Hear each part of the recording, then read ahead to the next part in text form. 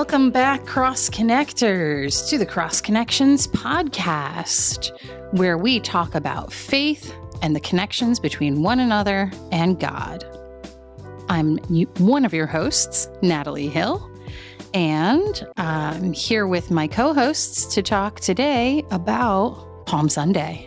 Best Sunday of the year. And it's just silence around Palm Sunday. Everybody's like, who cares? Well, yes, because it's a day of great solemnity. That's right. Good point. Lots of silence should surround Palm Sunday, particularly given that it has two titles. Like it is Palm Sunday, and most calendars are going to say Palm Sunday, but it's also Palm Sunday /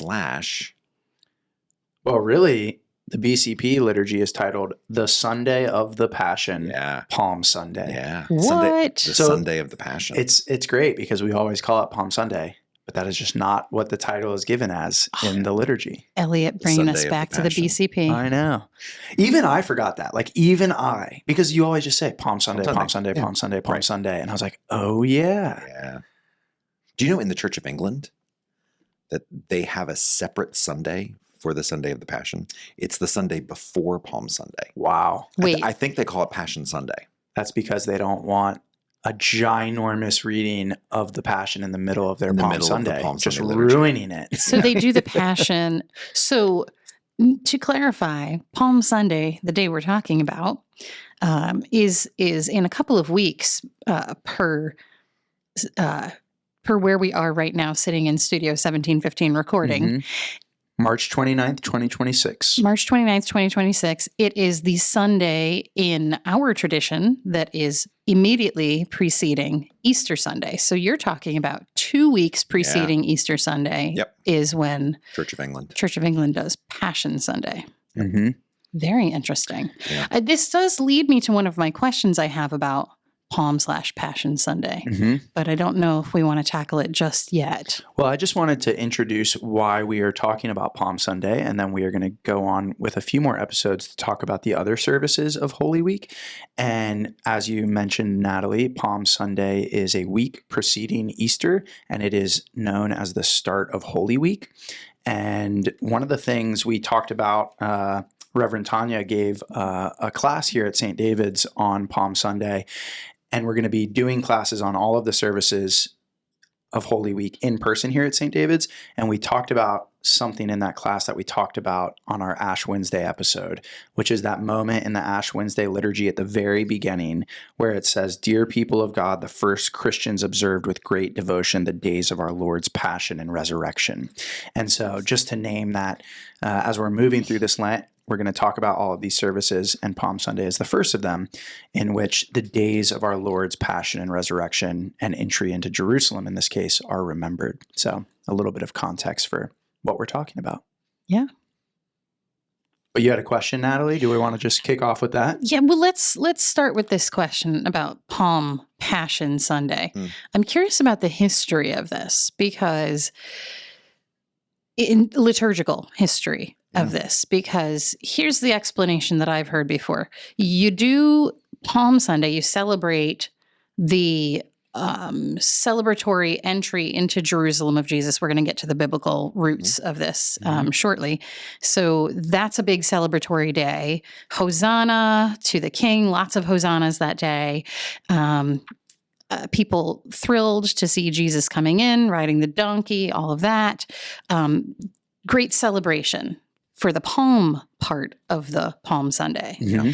And then liturgically, we then move into the Passion part of the Sunday, which is basically covering Good Friday for us. So one of the things that I'd heard is that liturgically we do this because people don't come to church during the week, that we smushed the Passion into Palm Sunday because people are only going to come Sunday, Palm Sunday, and then Sunday, Easter Sunday. And then if they were to do that and we didn't smush the Passion in there, all you would get is celebration, and lose the whole point. Right. So the Passion is always read on Good Friday. Yes. The tradition is you always read the John's version of the Passion on Good Friday. And yes, one of the reasons we do Palm Sunday, the Sunday of the Passion, is because the attendance on Good Friday, sort of like across the board, not just at St. David's or not even just in an Episcopal church, but like across the board, is abysmal when you consider the attendance that you will get at Palm Sunday or Easter Sunday. And so if the normal, person who sits in a pew on a Sunday morning is going to hear the story of Jesus going to the cross and dying on it, it needs to happen on a Sunday. So we smush it into Palm Sunday. So that really is liturgically why it got kind of smushed onto Palm Sunday, or where the Church of England does it a whole week prior. Yep. There's also another historical bit, and the story, it might be a little bit of legend, but there's probably some truth to it too, is that Helena, the mother of Emperor Constantine, went to the Holy Land, went to ancient Israel, and found. She was like the first archaeologist, the first Indiana Jones, and found a whole bunch of found the upper room and found the cross and found Golgotha and found the tomb. A lot of the places, if you go to the Holy Land today and you go to like the Church of the Holy Sepulchre, which is where the tomb is supposed to be, that's the site that Helena founded.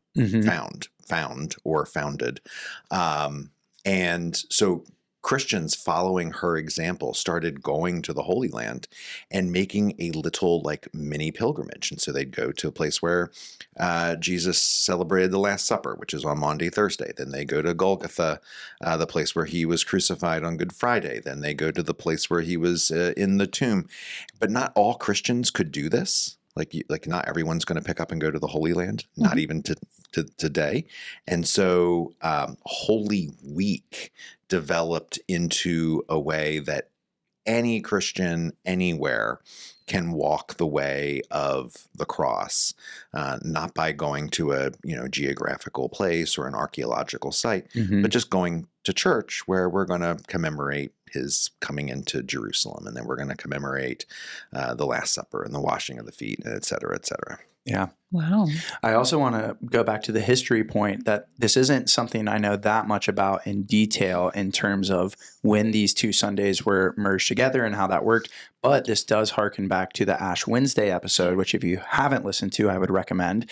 We talked about a liturgical reform movement in that episode called the Second Vatican Council. Yep. And as far as I know, that is really the moment that this took on this significance of merging Passion Sunday and Palm Sunday. And it seems that that is the case in the Episcopal tradition, much of the Roman Catholic tradition, but a lot of other Christian traditions didn't follow suit. They don't have a merged Palm Sunday and Passion Sunday. So if you went to let's just throw one out. I think a lot of Greek Orthodox churches, they don't celebrate them together. So if you went on Palm Sunday to a Greek Orthodox church this year, you're getting palms. You're getting Matthew 21 or one of the other entry readings, but you are not going to read the Passion. Yeah. I think that's really that was a discovery to me just now as we're in this episode. I did not know that. I'm trying to remember because I feel like somewhere in my upbringing I had Palm Sunday without Passion, and I'm trying to remember was it when I was in the UCC Baptist Church growing up? Was it in the Methodist Church that I was in for a while? The traditions around Holy Week are one of those things that we recovered out of the liturgical renewal movement. It's not that they ever completely went away, but they definitely got subdued. And in the 60s, 70s, when you have the Second Vatican Council and you have all the other churches that are doing liturgical renewal, these services were picked up, and dioceses, other judicatories, but also parishes that had never done any of these things before started doing them. Now, Palm Sunday was something that they would always do, but Maundy Thursday, Good Friday, certainly the Great Vigil of Easter, that was something that was done very rarely until the recovery of the liturgical renewal movement. So let's talk a little bit about what this service is and what it connects to biblically. Yeah, so you have to talk about the two different titles, and which have two totally different feels and two totally different parts of the story. So usually, in many places, the Palm Sunday liturgy begins outside.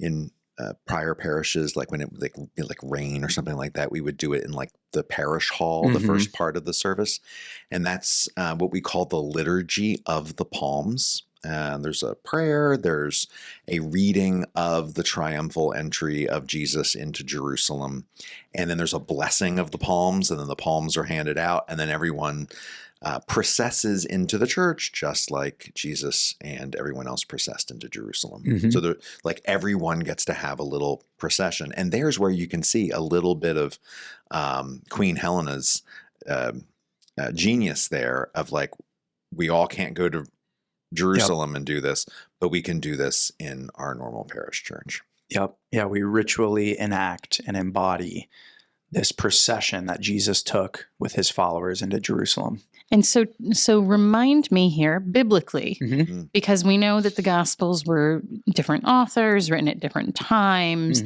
and they're not always perfectly aligned. Yep. So I'm looking at my BCP here, and it gives you options for which reading to do based on the year. Year A, Matthew. Year B, Mark. Year C, Luke. John's not one of the options. No, John is one of the options. In year B, you can choose from Luke or John. Mark or John?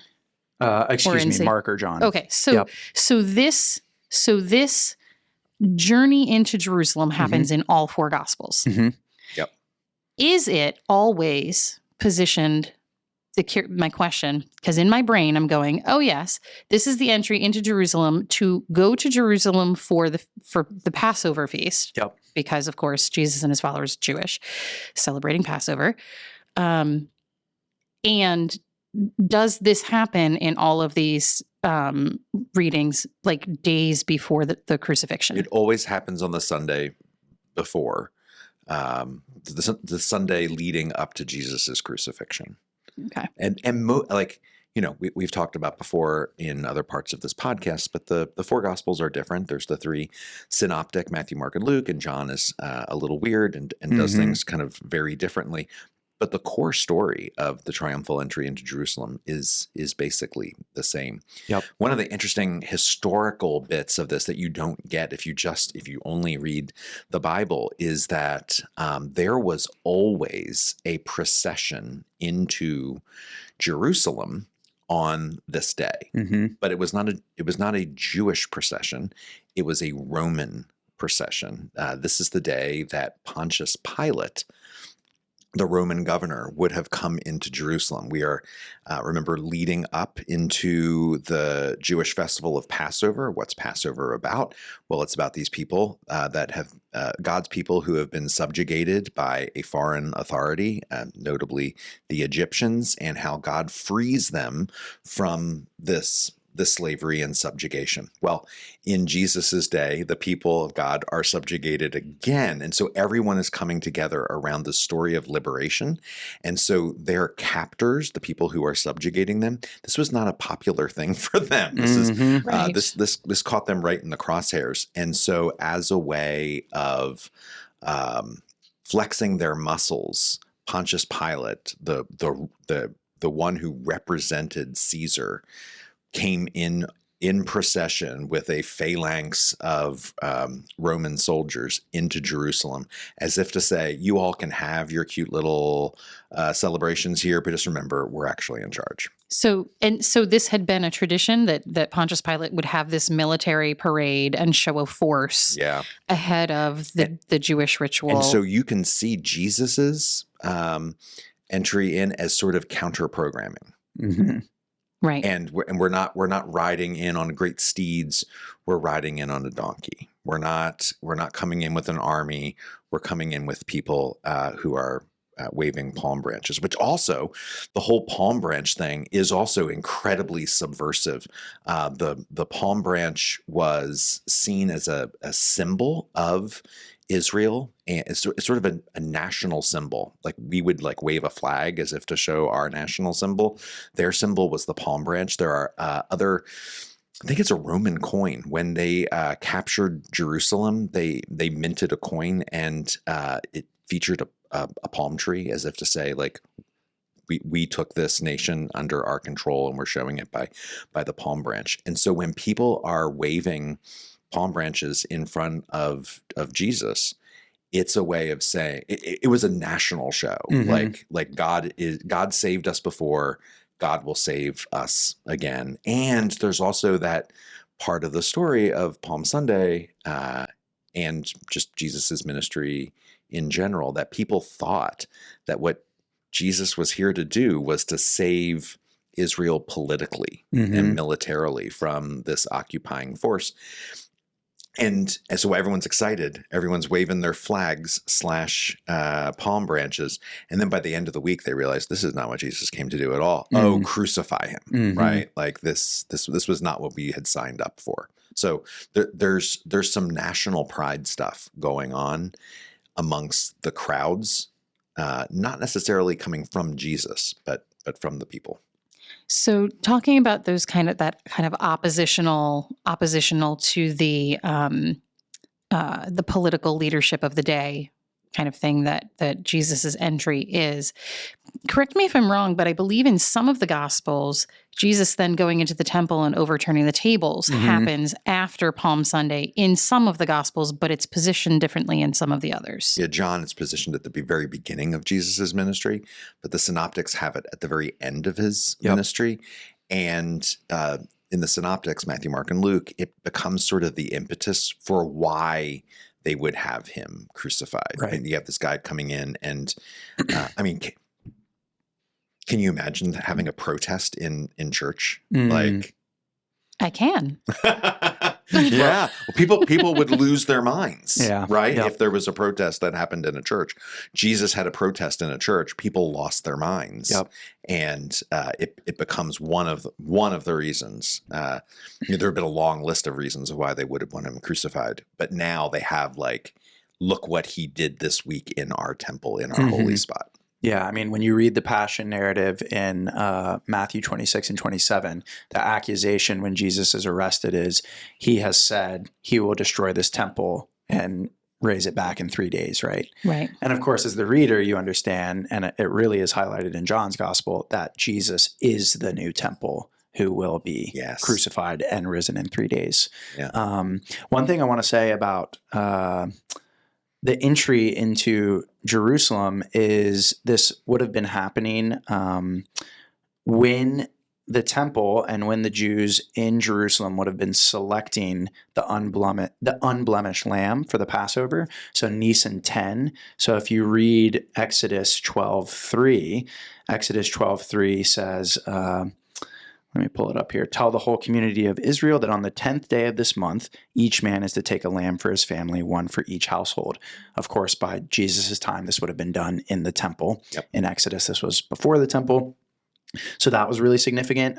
This obviously comes to play importantly for John, because for John, Jesus is the unblemished lamb who is entering on this same day that the unblemished lamb would have been selected. Yeah. The interesting thing about Matthew, which is the liturgy of the palm reading this year, is Matthew has Jesus coming into Jerusalem in a very odd way on a donkey and on a colt. I remember we talked about this. And we can get into some of the difference of the different gospels, but Matthew, unlike Mark, Luke, and John, quotes Zechariah 9 when Jesus is going to enter into Jerusalem. And what's really funny is Matthew clearly is not the best Hebrew reader. And I think there might be an issue with the translation into the Septuagint, but I can't remember. But he reads this parallelism, which happens in Zechariah, where Zechariah says the king will come on a donkey, on a colt, the foal of a donkey. And he, instead of understanding that it's a parallelism, where it's like talking about the same animal, he just is like, well, that's what the Messiah has to be coming into. So when he has Jesus entering Jerusalem, it just says in Matthew 21 that he came on a donkey and a colt. And it's so funny to think about, like, so was he straddling both animals? Was there like a platform in between the two of them? How do you manage the height difference? Did he switch off? Did he switch back and forth? So funny enough, in Mark, Luke, and John, this doesn't happen. They don't quote Zechariah. Right. Remember, the Gospel of Matthew is really big on quoting the prophets and the law to show that Jesus fulfilled them. Yep. So that's a funny difference between them. The other funny difference is that I could be wrong, but off the top of my head, I think Matthew is the only gospel where the people use palms. So it's so funny that we call this Palm Sunday, and none of the other gospels record that the people used palms. I think branches Now is what they So talk Luke, about. Fact check I'm pretty this. sure Luke only has, I could totally be wrong. I'm going fully off the top of my head. I think Mark has branches, and he doesn't specify what kind. Luke, I think, only has cloaks, that they laid their cloaks down. John, I can't remember what John has, but I don't think it's palms in John either. It might just be branches again. So that's a funny one. Like, we're always like, Palm Sunday. We started this episode by saying that's how everyone just shorthand talks about it. And it's only in one of the Gospels that palms is actually named as what was used. Wow. But I did want to say one more thing about the context of Exodus and liberation and Matthew. So in Matthew 21, he quotes Zechariah 9:9, and that's the prophecy that Jesus fulfills about riding on a donkey. And it's always important, I think, to remind listeners, when a scripture writer is explicitly quoting something from the Old Testament, it's not just the explicit citation that matters, it's the context that it's given in. And so, for example, the reason this chapter and verse matters so much to Matthew is that it takes place in Zechariah in a moment where a prophecy is being given as judgment on Israel's enemies. And so remember, for the Israelites, the Messiah was the one that was going to come, that was going to liberate them from their oppressors, from exile. And so right before Zechariah 9:9, which talks about this coming of the king into Jerusalem, if you read Zechariah 9:8, pretty important, it says, I will encamp at my temple to guard it against marauding. Never again will an oppressor overrun my people, for now I am keeping watch. Yeah. And so one thing I think that happens in Christian communities is we're like, these idiots thought Jesus was going to come and overthrow Rome. Yeah. And it's like, if you are an Israelite in the first century that has been good at your Bible studies, this is 1000% what the Old Testament says the Messiah is going to do when the Messiah enters Jerusalem. Yep. Like, there is no question about that.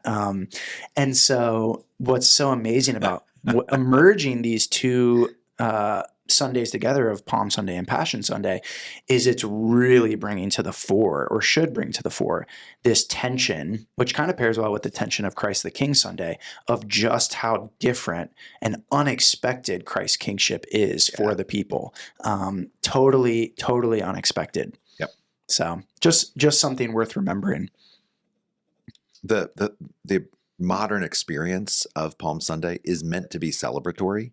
Like the opening service is like, it's joyful, it's fun, you're outside. Some places get a donkey. I think we do here at St. David's for the family service. We use a not a live donkey. I mean a live donkey. Right. No, ours is a stuffed donkey on wheels. Which has a name. What's its name? I can't remember. Oh man, it's not Dominic. No, it's not Dominic the Dominic. donkey, I think, is a No. Christmas donkey. Yeah, that definitely is. Yeah. But it's meant to be fun. And then you come into the church, and then the church service is kind of normal from there. Like there's there's a prayer, and then there's an Old Testament lesson, and a psalm, and a New Testament lesson, and then things switch up again at the gospel. Can I just do a quick fact check? Oh yeah, before we get there, because I'm partly because I'm curious about the switch up, but also the switch up among the people in biblically. So, but before we get there, Elliot, you said, and I checked the New Revised Standard Version updated, and Matthew has a donkey and its colt. Yep. People spreading cloaks on the road, and others cut branches from trees.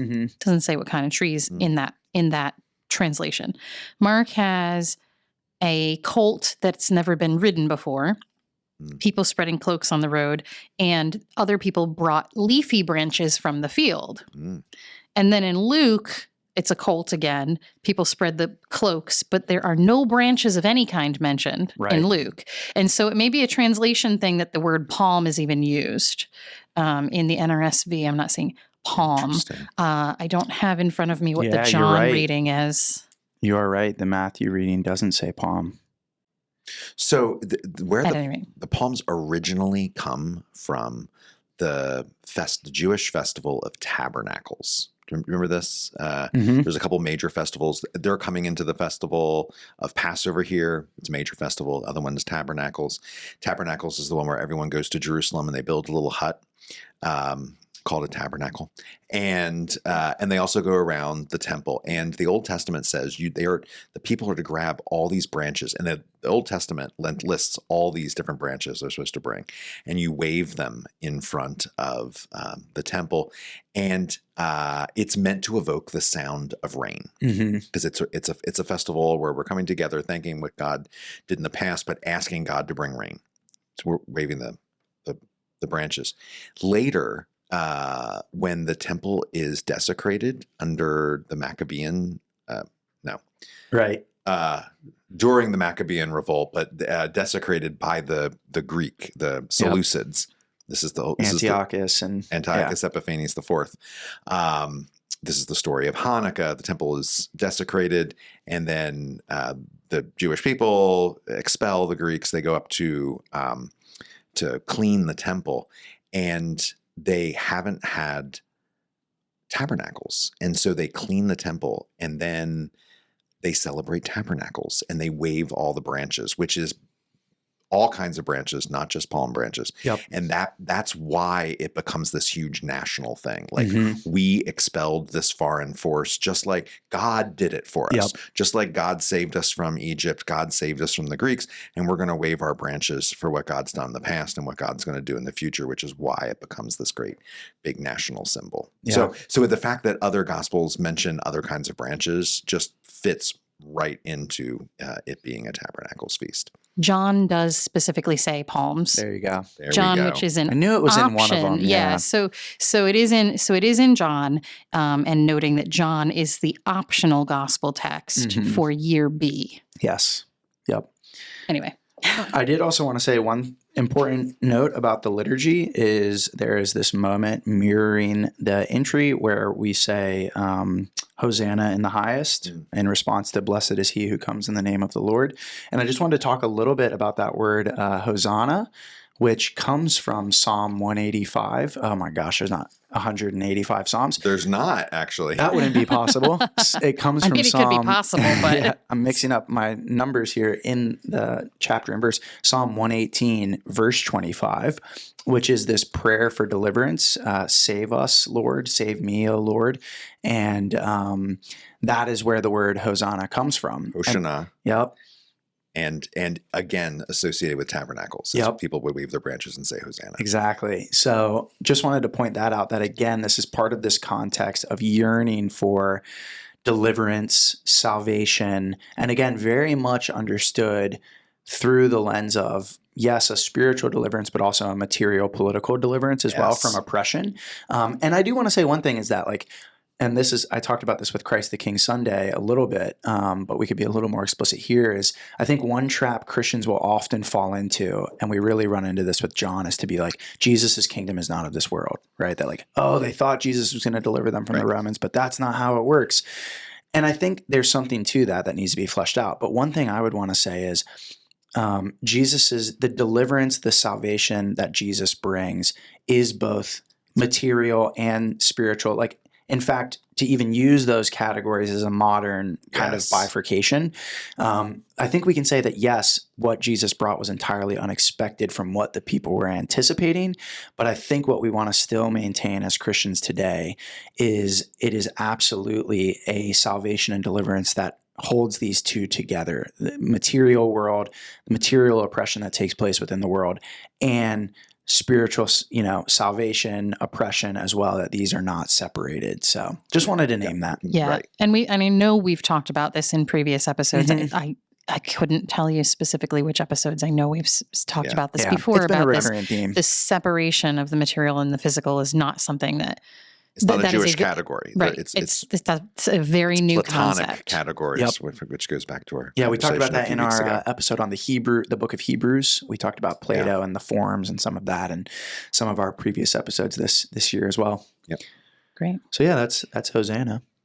So we're ready to kind of make a big shift And the shift in Palm Sunday is the shift into the Passion category of the day, which mirrors a shift in the mood of the people in Jerusalem around Jesus during that Although week. on Palm Sunday, it's like very stark. I mean, in the long, week-long journey of Jesus's last week, it takes place over several days. Here it takes place in like 20 minutes. Right. So emotional whiplash. It is emotional whiplash. There is a thing, and we did it at my prior parish for several years, is that we moved the Passion reading to the end of the liturgy. Wow. In fact, we didn't use the Palm reading, the Palm Gospel reading during the liturgy of the Palms outside. We used it as inside. the gospel lesson for the day. That's so much better. Preached on Palm Sunday, Jesus's triumphal entry, and then right before we ended, we then read the Passion. Is that not what happens here? It's not what happens here. What happens in the prayer book, and what happens here at St. David's is, and most parishes, anywhere, is that after the second lesson. And before the sermon, the Passion is read, and which kind of obliterates the whole idea of Palm Sunday. Because even as a preacher, then how do you go back and start talking about the triumphal entry when you've just been presented with Jesus's? Well, you're going to find out. You're going to find out on March 29th at St. David's. Is there going to be a banger of a sermon on? It is going to be on Matthew 21, and we will not really talk about the Passion narrative. Because you're preaching. Because I am preaching. All right. And that's my preference. My preference, if I was going to structure it, would be what you did at your previous church, St. Mark's. I think the Passion reading for me, so I was telling Rick just this week that I preached on Matthew 21, which is this year's reading, year A, when it was the reading 3 years ago or what have you. And I only preached on Matthew 21. And I just think, you have to, it's the entrance into Holy Week. I get putting them together for these reasons we've named, but I think our focus needs to be on that entrance. Right. And yes, to tease out the paradoxes of that entrance and the Passion. I think that is what the Passion helps us do, is to feel the paradox of this entry. And even it's funny, Rick, every time you call it the triumphal entry, I have this reaction where I'm like, that's what it's called. Yeah. But it's such a paradoxical name for Jesus's entry. And you named that with the Roman entry that would have been happening on the western side of the city. But I think the Passion narrative helps us do that. But when I preach, I'm going to be preaching on Matthew 21, the entry narrative. I think we could probably save the details of the Passion, the biblical details, for when we talk about Good Friday. I think that's probably a good idea. Agreed. But let me just say that I've already indicated that Good Friday is, we always read John's Gospel, which again is the outlier of the four Gospels and is very unique in its own way. And no option is given. It is only in the prayer book. Only John is listed as the reading. There's a short option and there's a long option. But they're both in John. But for the Palm Sunday reading of the Passion, it is always one of the synoptics. It's always Matthew, Mark, and Luke. Depending on what year you're in, we're in year A, so it's going to be Matthew. And so if you come to both services, if you come to Palm Sunday and Good Friday, you get two very different takes on the same event, Jesus's Passion and crucifixion. Gosh, think about how different it is in year B when you read Mark's Gospel for the Passion on Palm Sunday, and then you get John's on Good Friday. Those are the polar opposite Passion narratives. So... it just occurred to me that we are this year, to some degree, celebrating our own Passion Sunday, like the Anglican Communion, because on the Sunday before Palm Sunday, March 22nd, the choir is holding a choral concert of St. John Passion by Bob Chilcote. That's cool. So you could hear a choral presentation of the Passion. On Anglican Passion Sunday. If we talk to our communications department, maybe we include that in the messaging around I don't know. I think we got someone that could do it. I don't know if the department's going to be up for it, but In the messaging around what? around the St. John's Passion, that it's like a that Passion it's Sunday. Passion Sunday. That it's like a Yes, Passion the Anglican Sunday. Communion We're celebrates going back Passion to our Sunday. Anglican Church of England roots. Yes. Come on. Or it's a beautiful coincidence thanks to our director of music, Elaine Sonnenberg Whitelock. I did want to say one more thing about this tension between Palm and Passion. And so as we're recording this previous Sunday, we did a class on Palm Sunday talking about everything we're talking about here. And someone said, and I thought it was a brilliant comment, they just unprompted raised their hand and they said, I just don't understand how the people in Matthew 26 and 27 at the reading of the Passion, as we were reading it together, I don't understand how they just so quickly turned, how they so quickly turned on Jesus. And I said to him, I was like, and that is exactly what you are supposed to feel during this service. And not only are you supposed to think to yourself, how could they so quickly have turned? Those people. But I said, really what the service is trying to get you to do, and we didn't talk about this because often parishioners will read the Passion Gospel during this service, is that you are supposed to sit in the service and be like, how have I been the one that was saying Hosanna, Hosanna, Hosanna, and then been the one that is yelling to crucify him? Or I was talking about this before the podcast. I had a priest, and at first I was like, what are you talking about? And they said, it takes a Judas to betray Jesus. I was like, what does that mean? And they were like, Jesus wasn't betrayed by some random person. Really, he was in the story of the Passion. He's not even betrayed by a Roman guard, a Roman soldier, by Pontius Pilate, by the Jewish authorities, by Herod. Like, he's betrayed by one of his 12 closest followers. And the point they were making is, it's those of us who follow Jesus who can so deeply betray Jesus in our own lives and in the things that we do. And I was like, that is what Passion Palm Sunday is trying to help us understand, is where in our own lives are we the ones who so quickly make this turn, who proclaim Jesus as king, but then go out and, do something that is totally out of line with that reality. So that really struck me when that person said that. Yeah. Because the two lines, I mean, we say it in the Passion, the Palm liturgy, or the Palm liturgy, we say Hosanna, Hosanna in the highest. Everyone replies that. In the reading of the Passion, everyone says crucify him, crucify him. So we end up voicing both of those cries as the crowd. It's good stuff. I will say that many churches, including this one this year, end the Palm Sunday liturgy in silence. That there's no big song going out, and it ends on a very somber note, and it is meant to evoke Holy Week has begun. And that pattern, as I recall, is repeated in other Holy Week services. Yes, and ending in silence is a thing. In silence, We'll do it on Monday, Thursday. Good Friday. We pretty much do it on Good Friday too. Not on the Easter Vigil. But we'll get there. Yeah. What's interesting is there's nothing about that in the Book of Common Prayer at the end of the service.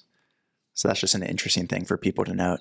Yeah, I was actually looking at the Book of Common Prayer going like, what are you talking about? It says at the Eucharist. Yeah, there's a couple things in these services that aren't explicitly stipulated that we might do or not do. So we'll talk more about that. Yeah.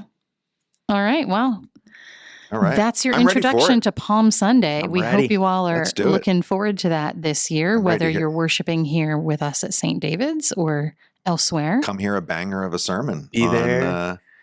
On the triumphal entry? Yeah, something like that. Okay. Be there, be square. Be somewhere, be square, wherever you might attend Palm Sunday. Yeah. And we do have a live stream. If you have no place to be in person, we do also have a live stream. But being there in person is a great one for this, especially since there's so much participatory. The people who do our live stream good, like make extra effort. There's a camera outside. Yep. Yes. So like even if you're Mobile home, camera. you get to see what's going on. Yes. Yes. We haven't figured a way to get my drone flying over us on the broadcast, but maybe someday. Hey, maybe one encouragement is, I think one thing we'll talk about with all of these services in the prayer book, and we talked about in this episode, is we embody and enact Holy Week, like with what you said with Helena, and then how we don't have to travel to do that. Right. So maybe if you can't be somewhere, but you can join on a live stream on your phone or something, like go outside of your house with a palm and walk inside Or to pick watch up a branch. Yeah, like or Yeah. even a branch, or if you can't even find a branch, a cloak, like in some of the Gospels. So You could even find a free digital download of a Yep. palm branch. I believe Illustrated Ministry offers Yeah. one if you want to print out a paper one and wave it in your Yep.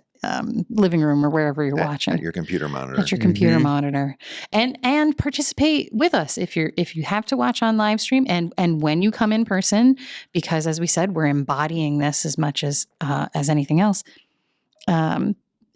Speak up, say the words, even if you're Yep. by yourself in a room. Hosanna. Hosanna. Crucify And him. crucify him. All right. All right. Well, we'll be back to you next week with the next major service of Holy Week, Maundy Thursday. If you didn't listen in last season, we went through and discussed the Bible from cover to cover. That's from Genesis to Revelation, and you can find all of those episodes up now wherever you listen to podcasts. Be sure to follow or like us on your favorite podcasting app to find us easily each week. Or join our email list at stdavidschurch.org/crossconnections. We love getting your questions. Please call us at 484-588-5656 and leave a voicemail with your name, where you're from, and your question or comment. You can also email questions to us at crossconnections@stdavidschurch.org. If you like what you hear, please share this episode with your friends and rate us in Spotify and Apple Podcasts so other people can find us as well. And if you really love what you hear, we'd be ever so grateful if you would donate to St. David's Church. You can visit our website at stdavidschurch.org/giving and write Cross Connections in the memo line to indicate your support. Cross Connections is a ministry of St. David's Episcopal Church in Wayne, Pennsylvania, and is hosted by Rick Morley. Elliot VanHoy. and Natalee Hill. Logo graphic design and podcast production by Natalee Hill. Stock media music provided by Marscott and Mood Mode Pond 5. You're welcome to learn more about all of St. David's worship and ministries at stdavidschurch.org. That's stdavidschurch.org. Thanks. See you next week.